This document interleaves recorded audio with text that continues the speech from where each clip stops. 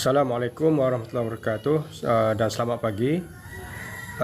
Ada orang tanya saya kenapa sebenarnya jangan saya pesan, jangan simpan cash yang banyak. Sebabnya Nabi SAW bersabda, ittajiru fi amwalil yatama hatta la ta'kulahu sadaqah, atau kama qala Rasul SAW. Bermaksud Nabi berpesan jangan hendaklah kamu perniagakan harta anak yatim supaya ia tidak habis dimakan oleh zakat.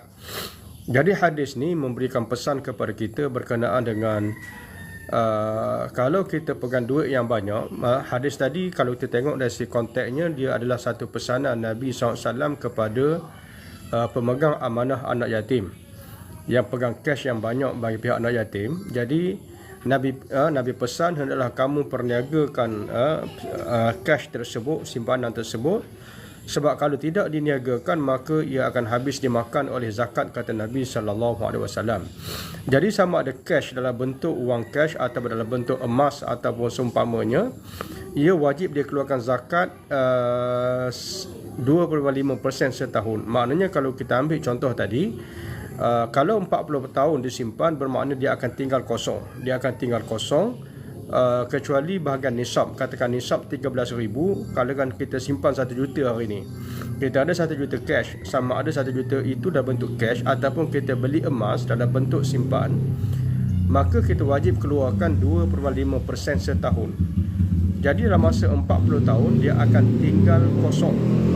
Dia akan tinggal kosong kecuali nisab sahaja. Katakan hari ni, katakan kita ada 1 juta, kita simpan cash, nisab adalah katakan contohnya 15,000, katakan contohnya. Selepas 40 tahun 1 juta itu hanya akan tinggal 15,000 sahaja.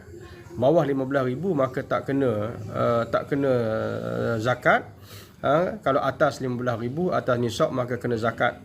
Jadi kalau kita simpan cash, bermakna kita akan tinggal nisab sahaja selepas 40 tahun, 2.5% setahun. Jadi sebab itu Nabi SAW berpesan supaya perniagakan cash tersebut supaya dia dapat income dan ia tidak jadi dia tidak habis dimakan oleh zakat, kata Nabi SAW. Jadi kalau kita tengok dari pesanan ini dengan maksud kalau kita ada cash, kita perlu ada simpanan, dia panggil kadar qutus sanah. Nanti saya akan terangkan. Dan kemudian baki yang ada kita perlu perniagakan ataupun kita perlu tukar supaya menjadi aset yang boleh generate income. Jadi apa itu qutus sanah, apa itu aset generate income?